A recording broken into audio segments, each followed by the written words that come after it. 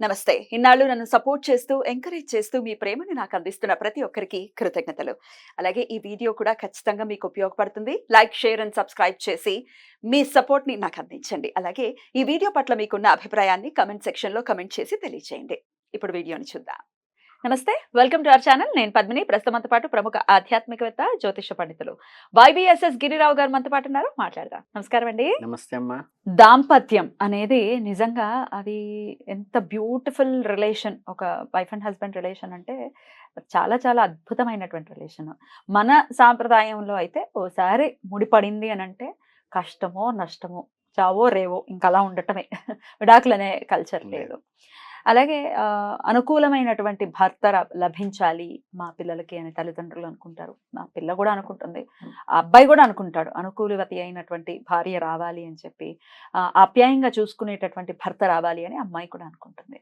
ఇవాళ రేపు ఎలా ఉన్నాయో ఈ వైఫ్ అండ్ హస్బెండ్ రిలేషన్స్ మనకు తెలుస్తున్నాయి, మనం చూస్తూనే ఉన్నాం. ఎంత అంటే చీటికి మాటికి అలిగేయడం, లేకపోతే ఇది కాకపోతే ఇంకోటి అనుకోవటం కరెక్ట్ కాదు. ఎవ్వరూ పర్ఫెక్ట్గా ఉండరు, అందరిలోనూ మైనస్ పాయింట్లు ఉంటాయి. మనలో ఉండవా? ఉంటాయి, మనం యాక్సెప్ట్ చేయమంతే. సరే, ఏదేమైనప్పటికీ మంచి అనుకూలమైనటువంటి భర్త రావాలి, ఆప్యాయంగా చూసుకునేటటువంటి భర్త రావాలి అమ్మాయిలకి అంటే అమ్మాయిలు చేసుకోవాల్సినటువంటి ఏమైనా పరిహారాలు ఉంటాయా? అంటే దీంట్లో ధార్మికంగా చాలా ఉన్నాయి. అయినప్పటికీ ఏంటంటే మనం లౌకికంగా ఆలోచిస్తే ఇంకోటి మీకు మనం ఈ పౌర్ణమి వస్తుంది కదా, రేపు పొద్దున వ్యాస పౌర్ణమి వస్తుంది కదా, ఆషాఢ పౌర్ణమి, ఆషాఢ శుద్ధ పౌర్ణమి రోజు. అది ప్రక్షిప్తమా పురాణాల్లో ఉందా అంటే తర్వాత విషయం, కానీ ముందు ఒక మంచి పౌరాణికమైన కథ ఒకటి ఉంది. మనకి దక్షయజ్ఞం జరిగింది కదా, అవునండి. అందులో భస్మం పట్టడం అయిపోతుంది. అయిన తర్వాత ఏంటంటే ఈ అమ్మవారు ఈ కోకిల రూపంలో దాదాపు 1000 దివ్య సంవత్సరాలు, అంటే మనకి 360 సంవత్సరాలు అయితే ఒక దివ్య సంవత్సరం అంటే 3600 సంవత్సరాల పాటు మళ్ళీ స్వామిని ద్రాక్షాయణిగా ఆయన దగ్గరికి రావడానికి అన్ని సంవత్సరాలు వెయిట్ చేసింది ఆవిడ, కోకిలగా. అందుకని దీనికి కోకిలా వ్రతం అని చెప్పేసేసి మనకి పౌరాణికంగా చెప్తూ ఉంటారు. అది చేస్తే మీకు అనుకూలమైనటువంటి దాంపత్యం మీరు అండర్లైన్ చేసుకోవాలి. అణుకువగా ఉండే భర్త కాదండి, అనుకూలంగా ఉండేటువంటి భర్త రావటానికి, అణుకువగా కాదు. అందుకని ఏంటంటే ఉండే దాంపత్యం ఉండేటువంటి లక్షణం వస్తుందని. దాంట్లో ప్రశస్తంగా ఇంకో విషయం ఏం చెప్పారంటే, పూర్వం అంటే ఇప్పుడు వాళ్ళకేమో నాకు తెలియదు కానీ పుణ్యస్త్రీగా వెళ్ళిపోవటం అనేది చాలా గొప్ప ఒక రకమైన వరంగా ఆడవాళ్ళందరూ ఆశిస్తుంటారు. ఆ పుణ్యస్త్రీగా వెళ్ళిపోతారు కోకిలా వ్రతం చేసిన వాళ్ళు అని చెప్పేసి కూడా అందులో వ్రత దీంట్లో ఉందన్నమాట. అందువల్ల ఏంటంటే కోకిలా వ్రతం మీరు గూగుల్లో కూడా సెర్చ్ చేస్తే కోకిలా వ్రతం అంటే వస్తుంది. అది మనం వ్యాస పౌర్ణమి రోజే, ఆషాఢ శుద్ధ పౌర్ణమి రోజు చేసుకోవాలి. కోకిలా వ్రతం అంటే అసలు ఏం చేయాలి? మీరు గూగుల్లో కొడితే ఏంటంటే దాని కథ అంతా కూడా మీకు దొరుకుతోంది ఇప్పుడు. కనుక ఏంటంటే చేసుకోవాలి. రెండోది ఏంటంటే అసలు ఇప్పుడున్న కాలంలో లౌకికంగా పూర్తిగా వెళితే ఎందువల్ల ఈ ఇప్పుడు ఉన్నటువంటి ఇవన్నీ వస్తున్నాయంటే, విచ్ఛిన్నం అవుతున్నాయి అంటే పూర్వము ఉపనయనం అని చేసేవాళ్ళు. అంటే ఏంటంటే బ్రాహ్మణులకు వచ్చేసి గర్భాష్టకంలోను, వైశ్యులకు వచ్చేసి ఏమో 9 ఏళ్లకి, క్షత్రియులకి 13 ఏళ్ళకని, శూద్రులకి ఇంకెవరైనా ఉంటే మనకి ఉంటుంది. మనకి ఉన్నారు కదా, మన బంగారం పని చేస్తారు చూసారా, కంసలపత్రులు, వాళ్ళందరికీ యజ్ఞోపవీత ధారణ ఉంటుంది. అలాగే అలా చెప్పారు. గర్భాష్టకం అంటే అదే 7వ సంవత్సరంలోనే ఉంటుంది. ఇలా చేసుకునే వాళ్ళు అష్టవర్షాత్ భవేత్ కన్యా అని 8 ఏళ్లకి, అంటే ఏంటంటే అమ్మాయికి 8 ఏళ్ళు ఉండంగానే ఈయనకి ఉపనయనం అయిపోగానే వీళ్ళు స్నాతకం అయ్యి విద్యాభ్యాసం చేసి వెనక్కి రాగానే వీళ్ళిద్దరికీ కూడా వివాహం అని ముందు చేసేవాళ్ళు. కాపురానికి పంపించడం ఏమో పెద్ద మనిషి అయిన తర్వాత, ఇప్పుడు ఏజ్ 18 years వచ్చిన తర్వాత పంపిస్తారు. పెళ్లి చిన్నప్పుడే అయ్యేది.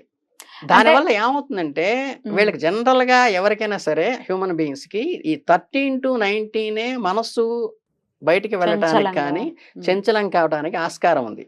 ఈ వెళ్ళేట వయసులోకే నాకు ఈవిడ భార్య, ఈయన భర్త అని వాడు 13 yearsకే మైండ్లో పడిపోవటం వల్ల ఏమవుతుందంటే, ఏదన్నా చెడు భావన ఆలోచించేటప్పుడు ఆ అమ్మాయి గురించి, ఆ అబ్బాయి గురించి ఆలోచించడం, ఊళ్ళో వాళ్ళందరి గురించి ఆలోచించడం.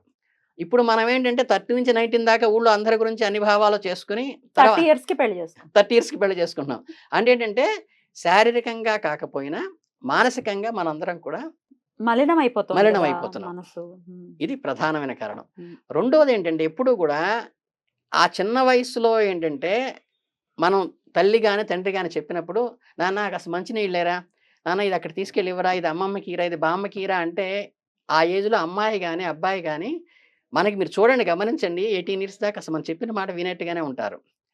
అప్పుడు మనకి ఒక రిలేషన్ అంటే మేనమామలు, బాబాయిలు, పెదనాన్నలు ఎలా వస్తారో, అత్తగారు, మామగారు కూడా ఆ వయస్సులో డిసైడ్ అయితే ఏమవుతుందంటే వాళ్ళకి, వీళ్ళకి ఎలా చేశారో, మామయ్యకి చెప్తే ఎలా చేశారో, పెదనాన్నగారు చెబితే ఎలా చేశారో, బాబాయ్ చెబితే ఎలా చేశారో, అలా చేయటం అనేది వాళ్ళకి అలవాటైపోతుంది. హ్మ్. మీరు ఇంకో గమనించారో లేదో, మనకి ఇన్ని సంవత్సరాల్లో, ఇన్ని లక్షల మందిలో కూడా మీకు 13-18 దాకా ఉన్న స్నేహాలు చనిపోయేదాకా బలంగా ఉంటున్నాయి. ఆ రోజు బాల్యంలో నా బాల్యమిత్రుడిని అఫెక్షన్స్ ఉంటున్నాయి. మీకు ఒక 22 ఇయర్సో లేకపోతే 30 ఇయర్స్ అయిన తర్వాత మీరు చేసే స్నేహాలన్నీ పూర్తి కమర్షియల్‌గా ఉంటున్నాయి.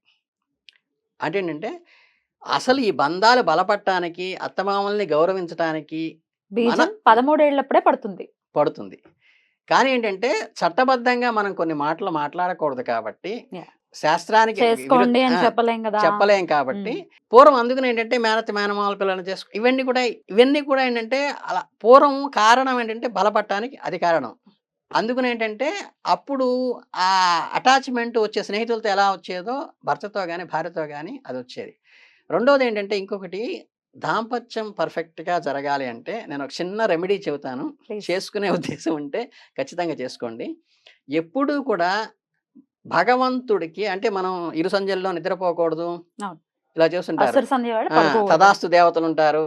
ఎందుకు చెబుతామంటే అప్పుడు మనం దేవతలు అలా వస్తారట. అంటే సూర్యదేవుడు వచ్చేటప్పటికి వీళ్ళందరూ దేవతలందరూ ముందు వెళ్తుంటే పరివారం దానికి పెద్ద పొరసొస్తుంది. వచ్చేటప్పుడు ఏంటంటే వాళ్ళు చూసుకుంటూ ఎవరైతే జపధ్యానాలు చేస్తూ ఎవరైతే శ్రద్ధగా శుచిగా ఉంటారో వాళ్ళందరినీ ఆశీర్వదించుకుంటూ వెళ్తారట. ఎవరైతే నిద్రలు పోతూ రకరకాల ఉంటారో వాళ్ళందరినీ మనం గనక ఎక్కడైనా మలినంగా ఉంటే తప్పించుకొని వెళ్తాం అలా వెళ్తుంటారట. అలాగే మనం భగవంతుడి కంట్లో పడేటప్పుడు దంపతులుగా ఎప్పుడు భగవంతుడి కంట్లో పడుతూ ఉంటే మన దాంపత్యం నిలబడుతుంది. ఇది చాలా పక్కా రెమెడీ ఏంటంటే మీరు ఎప్పుడైనా సరే ఇంట్లో నిత్యానుష్ఠానం చేసుకునేటప్పుడు ఇద్దరు కలిసి మీరు మరి శ్రీవారిని బ్రతిమలాడుకుంటారో గోముగా గడ్డం పట్టుకుంటారో మీరు ఏం చేసుకుంటారో నాకు తెలియదు కానీ అనుష్ఠానం మీరు పూజ చేసుకున్న కాసేపు అది 10 నిమిషాలు కావచ్చు, పావుగంట సేపు, అరగంట సేపు కావచ్చు, రోజు గనక కలిసి గనక దంపతులిద్దరు కూర్చుని పని చేసుకుంటే ఆయన ఒకసారి చూడంగానే బాగుంది అదంతా అని చెప్పి తదాస్తు అంటాడు. అది ఒక్కసారి ఆయన అలా కంటితో చూసి అలా అన్నారంటే ఆటోమేటిక్గా అది పవర్ఫుల్గా ఉంటుంది.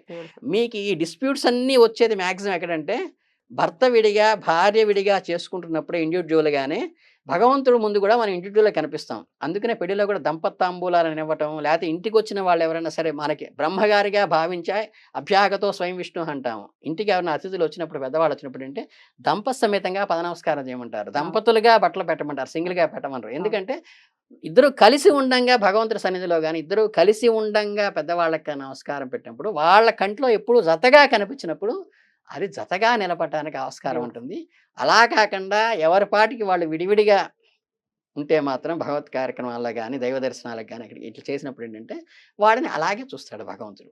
అందుకని ఏంటంటే ఈ పెద్ద పెద్ద వేలు ఖర్చు పెట్టలేదు, లక్షల ఖర్చు పెట్టలేదు, చేసుకోవటం అనేది గనక మీరు చేసుకుంటే ఆ చేసేటప్పుడు అర్చన చేసేటప్పుడు ప్రధానంగా గుర్తుపెట్టుకోవాల్సింది ఏంటంటే మనం విశ్వరూప సందర్శనం లాగా వెంకటేశ్వరాన్ని విడిగా పెట్టింది కాకుండా లక్ష్మీ నారాయణుడు కలిసి ఉన్నది కానీ పార్వతీ పరమేశ్వరులు ఉన్నది కానీ చక్కగా పార్వతీ పరమేశ్వరులు కలిసి ఉన్నది కానీ అలా రాముడు సీత కలిసి ఉన్నదే కానీ వామాంక స్థితి అని చెప్పి అలా తొడ మీద కూర్చొని ఉంటుంది అక్కడ భద్రాచలంలో.